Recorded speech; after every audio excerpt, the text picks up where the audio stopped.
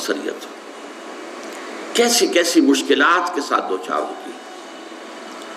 عظیم اکثریت وہ ہے کہ جو کمر توڑ دینے والی مشقت کرنے کے باوجود 2 وقت پیٹ بھر کر کھانا نہیں کھا سکتے، جن کے بچوں کو علاج کی سہولت میسر نہیں، مشقت، محنت، تکلیف، نسل محنت و مشقت۔ محنت و مشقت کے اعتبار سے تو ہم یہ کہہ سکتے ہیں کہ انسان بھی لدو اونٹ کے مانند ہے یا کولو کے بیل کے مانند ہے، لیکن حیوان اور انسان میں اس اعتبار سے بڑا فرق ہے۔ انسان میں احساسات، رنج، غم، صدمہ،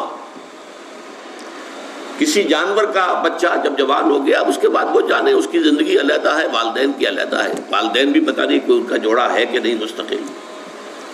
لیکن یہاں کیا ہوتا ہے؟ یہاں جس اولاد کو پالا پوسا، جنہیں اپنے جگر کے ٹکڑا سمجھ کر اور اپنا پیٹ کاٹ کر جن کو پالا ہے، اگر وہی بیٹا جوان ہو کر سینہ تان کر بات کرتا ہے، یا جیسا کہ آپ سنتے ہیں باپ پر ہاتھ اٹھا لیا ہے، ماں کو مار دیا ہے، قتل کر دیا ہے، جو صدمہ اس وقت انسان کو ہوتا ہے کیا کسی حیوان کو ہوتا ہے؟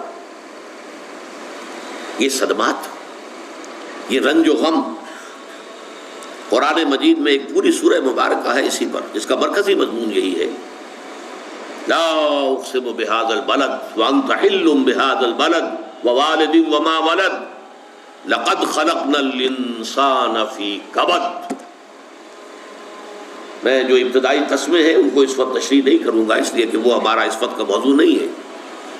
جس پر قسمیں کھائیں اللہ نے 3، لا اقسم بهذا البلد وانت حل بهذا البلد ووالد وما ولد، 3 قسمیں کھا کر بات کیا کہی؟ ہم نے انسان کو محنت اور مشقت ہی میں پیدا کیا ہے۔ محنت اور مشقت ہر انسان کا مقدر ہے۔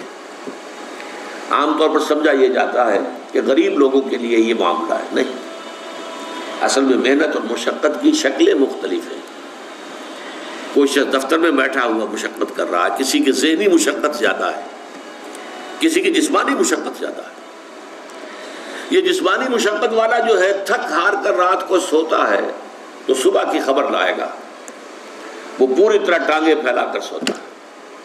اور یہ جو ذہنی مشقت کرنے والے ہیں، لمبی لمبی کاروں میں چلنے والے اور بڑے بڑے محلوں میں رہنے والے، ایئر کنڈیشنڈ آفیسز اور بنگلوں میں رہنے والے، ان کی راتوں کی نیند حرام ہو جاتی ہے۔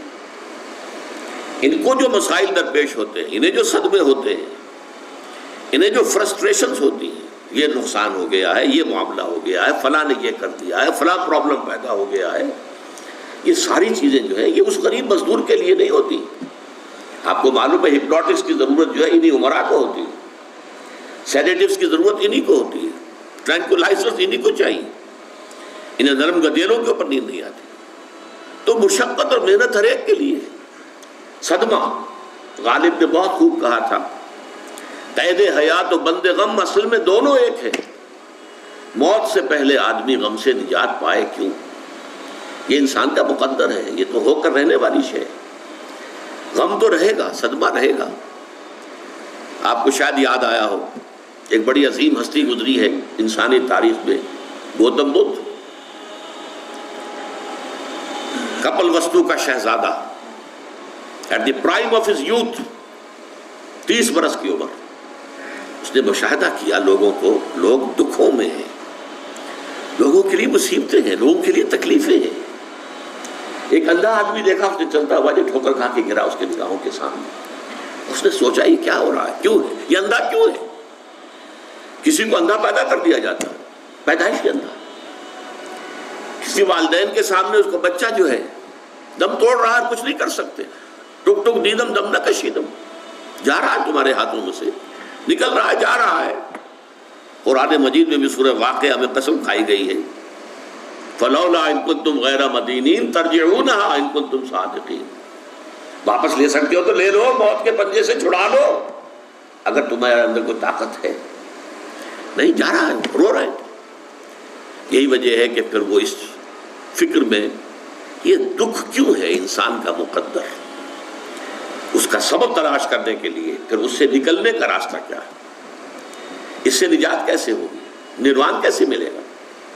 پھر آپ کو معلوم ہے 30 برس کی عمر میں جوانی کا دور، جوان بیوی کو رات کو سوتے ہوئے چھوڑ کر گیا ہے، شیرخوار بچہ چھوڑ کر گیا، محل چھوڑ کر جا کر خاک چھانی ہے، کہاں کہاں پھرا ہے، کن کن رشیوں منیوں کی خدمتیں کی ہیں، کہاں کہاں گیا ہے، کتنا وقت لگایا ہے، کن کن جنگلات جو ہے اس کے خاک چھانی ہے اس نے۔ بہرحال اسے کیا ملا کیا نہیں ملا یہ میں اس سے بحث نہیں کرتا، اس لیے کہ ظاہر بات ہے کہ وہ حضرت مسیح علیہ السلام سے بھی قبل کی شخصیت ہے، اور اکثر لوگوں کی تعلیمات بگڑ گئی ہیں۔ حضرت مسیح علیہ السلام کی تعلیمات اگر قرآن مجید ہمیں نہ بتائے تو ہمیں کیسے معلوم ہو کہ ان کی اصل تعلیم کیا تھی؟ عیسائی جس مسیح کو ماننے والے ہیں اس مسیح کو تو ہم نہیں مانتے، اللہ کا بیٹا تو ہم نہیں مانتے، لیکن اگر قرآن مجید واضح نہ کرتا تو ہمیں کیسے معلوم ہوگا؟ اسی طرح گوتم بدھ کے بارے میں جو کچھ کہتے ہیں ان کے ماننے والے، اس کی طرف نہ جائیے، وہ کیا تھا حقیقت میں ہم نہیں جان سکتے، لیکن یہ ضرور ہے کہ اس کے فلسفے کا جو مین تھیم ہے سروم دکھم، all is pain, all is suffering, all is agony، سروم دکھم، درد ہی درد ہے، رنج ہی رنج ہے، غم ہی غم ہے، قید حیات و بند غم اصل میں دونوں ایک ہیں، موت سے پہلے آدمی غم سے نجات پائے گی۔ لیکن اس اعتبار سے اگر آپ غور کریں گے تو چلیے انسان حیوانات کی صف میں آ گیا بس، لیکن نہیں، انسان کی ہیومن ٹریجڈی کا نقطہ عروج بالکل ایک اور ہے۔ مرنے کے بعد پھر اٹھایا جائے گا، پھر جواب طلبی ہوگی، کیا کرتے رہے زندگی بھر؟ تم نے حقیقت کو پہچاننے کی کوشش کی، تم نے حق پر چلنے کی کوشش کی، یا تم نے ظلم کیے، زیادتیاں کی، ناانصافیاں کی؟ آؤ حساب دو۔ حیوان سے یہ محاسبہ نہیں ہے، نباتات اور حیوانات اس سے بری، انسان ہے۔ اس پر بھی ایک سورت ہے قرآن مجید کی، سورۃ الانشقاق، یا ایھا الانسان انک کادح الی ربک کدحا فملاقیہ، اے انسان تیرا معاملہ یہ ہے تو مشقت پر مشقت جھیل کر، تکلیفیں پر تکلیفیں برداشت کر کے پھر ایک دن اپنے پروردگار کے حضور میں حاضر ہوگا جواب دہی کے لیے۔ ثم لتحسبن بما تعملون، حضور کی ایک خطبے میں جو الفاظ آتے ہیں، واللہ لتموتن کما تنامون، خدا کی قسم تم سب مرو گے جیسے کہ ہر روز شام کو سو جاتے ہو، رات کو سو جاتے ہو۔ یہ نیند بھی موت کی بہن ہے۔ ثم لتبعثن کما تستيقظون، لیکن پھر جیسے روزانہ صبح بیدار ہوتے ہو ایسے ہی ایک صبح قیامت آئے گی کہ سب اٹھا لیے جاؤ۔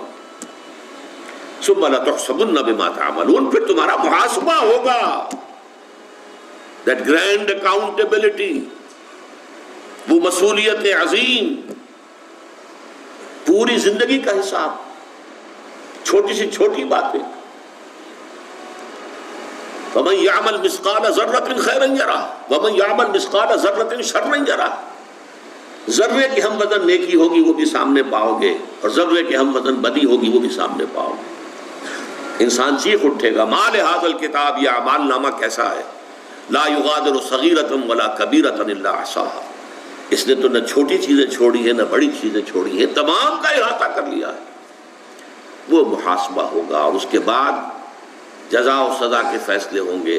بہت مبارک ہوں گے، خوش قسمت ہوں گے وہ لوگ جو جنت کی طرف بھیج دیے جائیں۔